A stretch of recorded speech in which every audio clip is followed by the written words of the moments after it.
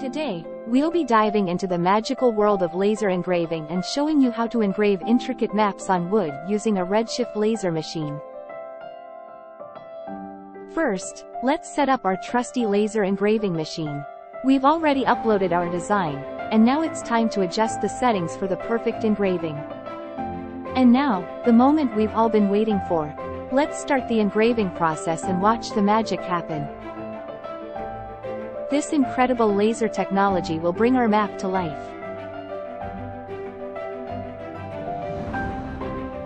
As you can see, the laser moves with pinpoint precision, creating stunning details on the wood. It's like magic, and the best part? You can engrave any map you want, from a world map to a local treasure map.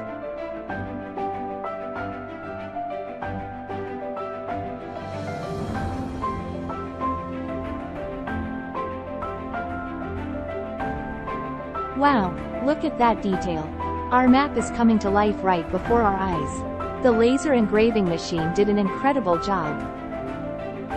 You can customize your engravings by adjusting power levels, resulting in varying depths and shades. This technique allows you to create personalized, one-of-a-kind wooden maps that make perfect gifts or decorations.